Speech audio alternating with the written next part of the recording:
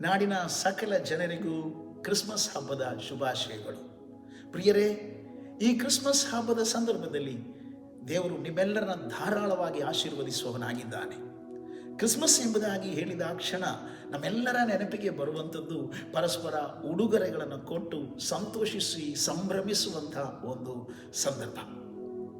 ನಾವು ಕೇವಲ ನಮ್ಮ ಬಂಧು ಮಿತ್ರರಿಗೆ ಮಾತ್ರವಲ್ಲ, ಎಲ್ಲರಿಗೂ, ವಿಶೇಷವಾಗಿ ಕ್ರೈಸ್ತ ಬಾಂಧವರು ಎಲ್ಲ ದ್ವೇಷವನ್ನು ಮರೆತು ತಮ್ಮನ್ನು ಪ್ರೀತಿಸುವವರಿಗೂ ತಮ್ಮ ಆಪ್ತರಿಗಷ್ಟೇ ಅಲ್ಲ, ಎಲ್ಲ ಜನರಿಗೂ ಉಡುಗೊರೆಗಳನ್ನು ಕೊಟ್ಟು ಸಂಭ್ರಮಿಸುವಂಥ ಒಂದು ಹಬ್ಬ ಇದಾಗಿದೆ.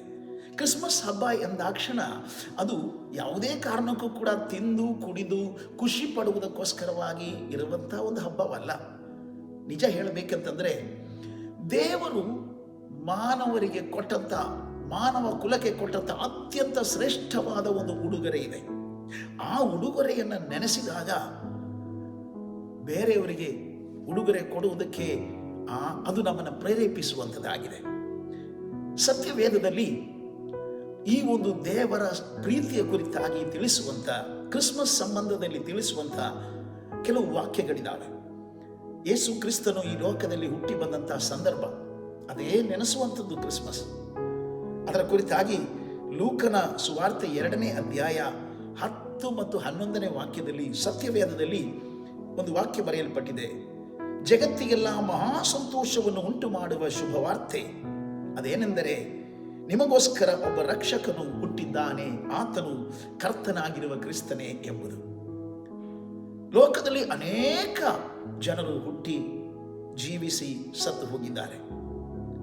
ಆದರೆ ಜಗತ್ತಿಗೆಲ್ಲ ಮಹಾ ಸಂತೋಷವನ್ನ ಉಂಟು ಮಾಡತಕ್ಕಂಥ ಒಂದು ಶುಭವಾರ್ತೆ ಯೇಸು ಕ್ರಿಸ್ತನ ಜನನವಾಗಿದ್ದರೆ ಅದರಲ್ಲಿ ಏನೋ ಒಂದು ವಿಶೇಷತೆ ಇರಬೇಕಲ್ಲ. ಯೋಹಾನನು ಬರೆದ ಸುವಾರ್ತೆ 3ನೇ ಅಧ್ಯಾಯ 16ನೇ ವಾಕ್ಯದಲ್ಲಿ ಬರೆಯಲ್ಪಟ್ಟಿದೆ, ದೇವರು ಲೋಕದ ಮೇಲೆ ಎಷ್ಟೋ ಪ್ರೀತಿಯನ್ನಿಟ್ಟು ತನ್ನ ಒಬ್ಬನೇ ಮಗನನ್ನು ಲೋಕಕ್ಕೆ ಕಳುಹಿಸಿಕೊಟ್ಟನು ಎಂಬುದಾಗಿ. ಯಾತಕ್ಕಾಗಿರಬಹುದು ತನ್ನ ಒಬ್ಬನೇ ಮಗನನ್ನು ಈ ಲೋಕಕ್ಕೆ ದೇವರು ಕಳುಹಿಸಿಕೊಟ್ಟಿದ್ದು? ಅದನ್ನು ನಾವು ಅರ್ಥ ಮಾಡಿಕೊಳ್ಳಬೇಕಾದ್ರೆ, ದೇವರು ಮಾನವರಾಗಿರುವ ನಮ್ಮನ್ನ ಯಾವ ಉದ್ದೇಶ ಇಟ್ಟುಕೊಂಡು ಸೃಷ್ಟಿ ಮಾಡಿದನು ಎಂಬುದನ್ನು ನಾವು ಅರಿತುಕೊಳ್ಳುವಾಗ ಈ ಒಂದು ಗುಟ್ಟು ನಮಗೆ ಪ್ರಕಟಗೊಳ್ತದೆ. ಅದೇನೆಂದರೆ ಪ್ರಿಯರೇ, ದೇವರು ಮಾನವ ಸೃಷ್ಟಿಗೆ ಕೈ ಹಾಕುವಂತಹ ಸಂದರ್ಭದಲ್ಲಿ ಆತನ ಹೃದಯದಲ್ಲಿ ಒಂದು ಕನಸಿತ್ತು. ತನ್ನ ಮಗನಿಗೆ ಅನೇಕ ಮಂದಿ ಸಹೋದರ ಸಹೋದರಿಯರಿರಬೇಕು, ಅವರೆಲ್ಲರೂ ತನ್ನ ಮಗನ ಅದೇ ಸಾರೂಪ್ಯವೂ ಸಾದೃಶ್ಯವೂ ಉಳ್ಳವರಾಗಿರಬೇಕೆಂದು ಸತ್ಯವೇದದಲ್ಲಿ ಆದಿಕಾಂಡ 1ನೇ ಅಧ್ಯಾಯ 27ನೇ ವಾಕ್ಯದಲ್ಲಿ ಬರೆಯಲ್ಪಟ್ಟಿದೆ. ದೇವರು ಮನುಷ್ಯರನ್ನ ತನ್ನ ಸ್ವರೂಪದಲ್ಲಿ ಉಂಟು ಮಾಡಿದನು, ದೈವ ಸ್ವರೂಪಿಗಳಾಗಿ ಅವರನ್ನು ಸೃಷ್ಟಿ ಮಾಡಿದನು ಎಂಬುದಾಗಿ. ಆದರೆ ದೇವ ಸ್ವರೂಪಿಯಾಗಿ ಸೃಷ್ಟಿಸಲ್ಪಟ್ಟಂತಹ ಮನುಷ್ಯರು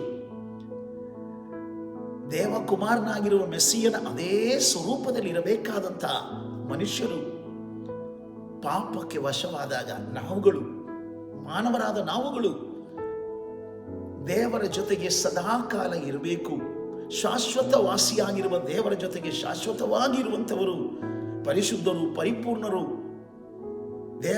ದೈವಾನುರೂಪಿಗಳು ಆಗಿರಬೇಕು ಎಂಬುದಾಗಿ ದೇವರು ನಮ್ಮನ್ನು ಸೃಷ್ಟಿ ಮಾಡಿದರೂ ಕೂಡ ನಾವು ಪಾಪಕ್ಕೆ ವಶವಾಗಿ ದೇವರ ಮಹಿಮೆಯನ್ನು ಕಳಕೊಂಡು ದೇವರ ಸ್ವರೂಪವನ್ನು ಕಳಕೊಂಡು ಮರಣಾಧೀನರಾಗಿ ಮಾರ್ಪಟ್ಟೆವು.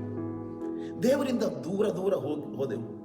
ನಾವೊಮ್ಮೆ ಯೋಚನೆ ಮಾಡ್ಬೋದಾ, ದೈವಾನುರೂಪಿಗಳಾಗಿ ದೇವರೊಂದಿಗೆ ಸದಾಕಾಲ ಇರುವುದಕ್ಕೋಸ್ಕರವಾಗಿ ಸೃಷ್ಟಿಸಲ್ಪಟ್ಟಂತಹ ಮನುಷ್ಯನು ಈ ಕಾಲದಲ್ಲಿ ಒಮ್ಮೆ ನೋಡಿ ಎಂಥ ದುಸ್ಥಿತಿಯಲ್ಲಿದ್ದಾನೆ. ಮನುಷ್ಯನು ಯಾಕೆ ಹೀಗಾದನು? ಮನುಷ್ಯನಿಗೆ ಒಂದು ಕಡೆ ರೋಗ ಬಂದಾಗ ಮರಣ ಭಯ, ಒಂದು ಕಡೆ ಶಾಪ, ಕಷ್ಟ ಕಾರ್ಪಣ್ಯಗಳ ಭಯ, ನಾಶನವಾಗುತ್ತೇವೆಂಬ ಭಯ, ಹೀಗೆಲ್ಲ ಭಯದ ಅಧೀನದಲ್ಲಿ ಮನುಷ್ಯನಿರುವಾಗ ಪಾಪದ ಮೂಲಕ ದೇವರಿಗೆ ನಷ್ಟವಾಗಿ ದೇವರ ಕೈಗೂ ಕೂಡ ಸಿಗಲಾರದಷ್ಟು ಮನುಷ್ಯನ ದೂರ ಹೋದನು. ಆಗ ತನ್ನ ಮುದ್ದು ಮಗು ತನಗೆ ಕೈ ತಪ್ಪಿ ಹೋದಾಗ ಒಬ್ಬ ತಂದೆ ತಾಯಿ ಹೇಗೆ ದುಃಖ ಪಡ್ತಾರೋ, ಹೇಗೆ ನೊಂದುಕೊಳ್ತಾರೋ, ಹಾಗೆ ಪರಮಾತ್ಮನು ಮಾನವನ ವಿಷಯದಲ್ಲಿ ನೊಂದುಕೊಂಡನು. ತನ್ನ ಮಕ್ಕಳಾಗಿರಬೇಕು, ತನ್ನ ಮಗನಿಗೆ ಸಹೋದರ ಆಗಿರಬೇಕೆಂದು ಸೃಷ್ಟಿಸಲ್ಪಟ್ಟಂಥ ಮಕ್ಕಳಾದ ಮನುಷ್ಯರೆಲ್ಲ ತನ್ನ ಕೈ ತಪ್ಪಿ ಹೋದಾಗ ಅವರನ್ನ ತಿರುಗಿ ತನ್ನ ಬಳಿ ಸೇರಿಸಬೇಕು. ಯಾರೂ ಕೂಡ ಪಾಪದ ನಿಮಿತ್ತವಾಗಿ ನಿತ್ಯ ನಾಶನಕ್ಕೆ ಹೋಗಬಾರದೆಂದು ಮನುಷ್ಯರನ್ನ ರಕ್ಷಿಸಬೇಕೆಂದು ಯೋಚಿಸಿ ದೇವರು ತನ್ನ ಒಬ್ಬನೇ ಮಗನನ್ನ ಮನುಷ್ಯರ ಪಾಪಗಳ ಪರಿಹಾರಕ್ಕೋಸ್ಕರವಾಗಿಯೂ ಮರಣ ಭಯದಿಂದ ಅವರನ್ನು ಬಿಡುಗಡೆಗೊಳಿಸಬೇಕೆಂದು ನಿತ್ಯ ಜೀವವನ್ನು ಮನುಷ್ಯರ ಒಳಗೆ ಕೊಟ್ಟು ದೈವಾನುರೂಪಿಗಳಾಗಿ ಪುನಃಸ್ಥಾಪಿಸಬೇಕೆಂಬ ಉದ್ದೇಶ ಇಟ್ಕೊಂಡು ತನ್ನ ಒಬ್ಬನೇ ಮಗನನ್ನ ಮನುಷ್ಯ ರೂಪದಲ್ಲಿ ಕಳುಹಿಸಿಕೊಟ್ಟನು. ಪ್ರಿಯರೇ, ನಾವು ಯೋಹಾನನು ಬರೆದಂಥ ಮೊದಲನೆಯ ಪತ್ರಿಕೆಯ 4ನೇ ಅಧ್ಯಾಯ ಅದರ 9 ಮತ್ತು 10ನೇ ವಾಕ್ಯವನ್ನು ತೆಗೆದು ನೋಡುವುದಾದರೆ ನಮಗೆ ಆಶ್ಚರ್ಯವಾಗತಕ್ಕಂಥ ಒಂದೆರಡು ವಾಕ್ಯಗಳಲ್ಲಿವೆ. 9ನೇ ವಾಕ್ಯ ಹೀಗೆ ಹೇಳ್ತದೆ: ದೇವರು ತನ್ನ ಒಬ್ಬನೇ ಮಗನನ್ನು ನಾವು ಆತನ ಮೂಲಕ ಜೀವಿಸುವುದಕ್ಕಾಗಿ ಲೋಕಕ್ಕೆ ಕಳಿಸಿಕೊಟ್ಟದರಲ್ಲಿಯೇ ದೇವರ ಪ್ರೀತಿಯು ನಮ್ಮಲ್ಲಿ ಪ್ರತ್ಯಕ್ಷವಾಯಿತು. ನೋಡ್ರಿ, ಪಾಪದ ನಿಮಿತ್ತ ಮರಣಾಧೀನರಾಗಿ ಜೀವಮಾನ ಕಾಲವೆಲ್ಲ ಮರಣ ಭಯದಲ್ಲಿಯೂ ಕಡೆಗೆ ನಿತ್ಯವಾದ ನಾಶನದ ಭಯದಲ್ಲಿಯೂ ನಲುಗಿ ಹೋಗದಿದ್ದಂತಹ ಜನರನ್ನ ರಕ್ಷಿಸಿ ತನ್ನ ಮಗನ ಮೂಲಕವಾಗಿ ಅವರನ್ನು ಬದುಕಿಸಬೇಕೆಂದು ಆತನು ತನ್ನ ಒಬ್ಬನೇ ಮಗನನ್ನು ಕಳುಹಿಸಿಕೊಟ್ಟದರಲ್ಲಿ ಮಾನವ ಕುಲದ ಮೇಲೆ ಪರಮಾತ್ಮನಿಗಿರುವಂತಹ ಪ್ರೀತಿಯನ್ನ ಆತನು ಪ್ರತ್ಯಕ್ಷಗೊಳಿಸಿದನು. 10ನೇ ವಾಕ್ಯ ಬರೆಯಲ್ಪಟ್ಟಿದೆ: ಆತನು ನಮ್ಮನ್ನು ಪ್ರೀತಿಸಿ ನಮ್ಮ ಪಾಪ ನಿವಾರಣಾರ್ಥವಾಗಿ ತನ್ನ ಮಗನನ್ನು ಕಳುಹಿಸಿಕೊಟ್ಟದರಲ್ಲಿಯೇ ಪ್ರೀತಿಯ ನಿಜ ಗುಣವು ತೋರಿ ಬಂದಿದೆ. ಕ್ರಿಸ್ಮಸ್ ಅಂದರೆ ನಮ್ಮ ಮೇಲೆ ನಮ್ಮ ಸೃಷ್ಟಿಕರ್ತನಾಗಿರುವ ಪರಮಾತ್ಮನು ಇಟ್ಟ ಪ್ರೀತಿಯ ನಿಜ ಗುಣವನ್ನ ತೋರಿಸಿಕೊಟ್ಟದ್ದಾಗಿದೆ. ಕೇವಲ ಒಂದು ಮಗುವಾಗಿ ಹುಟ್ಟಿ ಬಂದದಷ್ಟೇ ಅಲ್ಲ, ದೇವರು ಮನುಷ್ಯನಾಗಿ ಒಂದು ಮಗುವಾಗಿ ಹುಟ್ಟಿ ಬರುವುದು ಅಂತಂದ್ರೆ ನಮ್ಮ ಊಹೆಗೂ ನಿಲುಕದ ಸಂಗತಿ. ಇಬ್ರಿಯ ಪತ್ರಿಕೆ ಅದರ 2ನೇ ಅಧ್ಯಾಯ 14 ಮತ್ತು 15ನೇ ವಾಕ್ಯದಲ್ಲಿ ಈ ಪ್ರಕಾರ ಬರೆಯಲ್ಪಟ್ಟಿದೆ ನೋಡಿ: ಇದಲ್ಲದೆ ಮಕ್ಕಳು ರಕ್ತ ಮಾಂಸಧಾರಿಗಳಾಗಿರುವುದರಿಂದ ಆತನು ಅವರಂತೆಯೇ ಆದನು.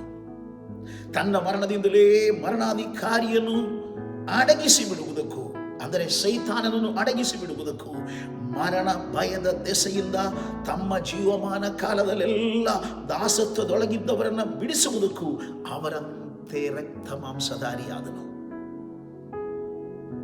ದೇವ ಸ್ವರೂಪದಲ್ಲಿ ಸೃಷ್ಟಿಸಲ್ಪಟ್ಟವರಾಗಿದ್ದ ನಾವು ಮಾಡಿದ ಪಾಪದ ನಿಮಿತ್ತ ಶಾಪವನ್ನು ತಂದುಕೊಂಡು ಮರಣಾಧೀನರಾಗಿ ಮರಣ ಭಯದ ಜೀವಮಾನ ಕಾಲವೆಲ್ಲ ಮರಣ ಭಯದ ದೆಸೆಯಿಂದ ನಲುಗುತ್ತಾ ಕಟ್ಟ ಕಡೆಗೆ ನಿತ್ಯವಾದ ನರಕವೆಂಬ ಯಾತನೆಗೆ ಹೋಗುತ್ತೇವೆಂಬ ಭಯದಲ್ಲಿರುವಾಗ ನಮ್ಮನ್ನ ಈ ಮರಣ ಭಯದಿಂದ ಬಿಡಿಸಬೇಕು, ಸೈತಾನ ವಶದಿಂದ ಬಿಡಿಸಬೇಕು, ಶಾಪದಿಂದ ಬಿಡಿಸಬೇಕು, ಮರಣದಿಂದ ಬಿಡಿಸಿ ನಮ್ಮೊಳಗೆ ಪರಮಾತ್ಮನಲ್ಲಿರುವ ಅದೇ ನಿತ್ಯ ಜೀವವನ್ನು ತುಂಬಬೇಕು, ನಮ್ಮನ್ನು ಶಾಶ್ವತ ವಾಸಿಗಳಾಗಿ ಮಾಡಬೇಕು ಮತ್ತು ತನ್ನ ಮಗನ ಅದೇ ಸಾರೂಪ್ಯಕ್ಕೆ ಪುನಃಸ್ಥಾಪಿಸಬೇಕೆಂಬ ಉದ್ದೇಶ ಇಟ್ಕೊಂಡು ದೇವರು ಆತ್ಮಸ್ವರೂಪನಾಗಿರುವ ತನ್ನ ಎದೆಗೆ ಒರಗಿಕೊಂಡಿದ್ದಂಥ ಮಗನನ್ನ ನಮ್ಮ ಹಾಗೆ ರಕ್ತ ಮಾಂಸಧಾರಿಯಾಗಿ ಶರೀರಧಾರಿಯಾಗಿ ನಾವೊಂದು ಮಗುವಾಗಿ ಭೂಮಿಯಲ್ಲಿ ಹುಟ್ಟುವ ಪ್ರಕಾರ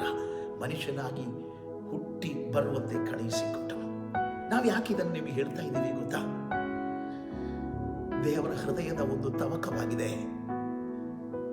ತನ್ನ ಸೃಷ್ಟಿಗಳು ಆ ಸೃಷ್ಟಿಗಳ ಮೇಲೆ ತಾನಿಟ್ಟಿರುವ ಪ್ರೀತಿಯನ್ನ ಅರಿತುಕೊಳ್ಳಬೇಕೆಂದು ನಾವು ಅದನ್ನು ಅರಿತುಕೊಂಡಿದ್ದೇವೆ.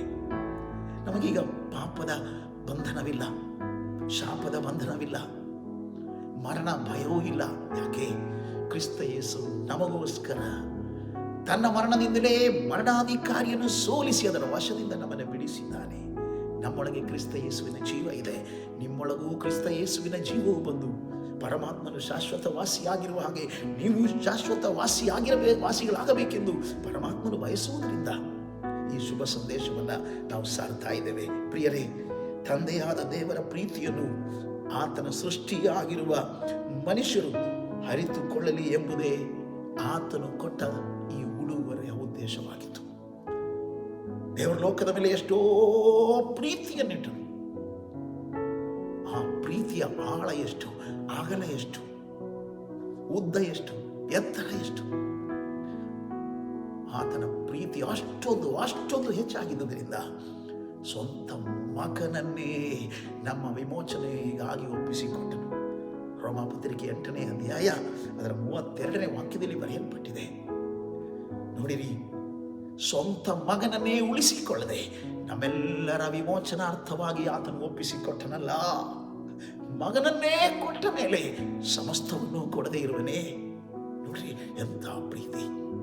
ಪ್ರಿಯರೇ, ನಿಮ್ಮನ್ನು ನನ್ನನ್ನು ಸಮಸ್ತವನ್ನು ಸೃಷ್ಟಿ ಮಾಡಿದ ಒಬ್ಬ ಪರಮಾತ್ಮನು, ನಮ್ಮನ್ನು ಎಲ್ಲಕ್ಕಿಂತ ಹೆಚ್ಚಾಗಿ ಪ್ರೀತಿಸುವ ಪರಮಾತ್ಮನು, ಆ ಪರಮಾತ್ಮನ ಪ್ರೀತಿಯ ಸಂಕೇತವಾಗಿದೆ ನಮ್ಮ ವಿಮೋಚನಾರ್ಥವಾಗಿ ತನ್ನ ಮಗನನ್ನು ಈ ಲೋಕಕ್ಕೆ ಕಳುಹಿಸಿಕೊಟ್ಟಿದ್ದು.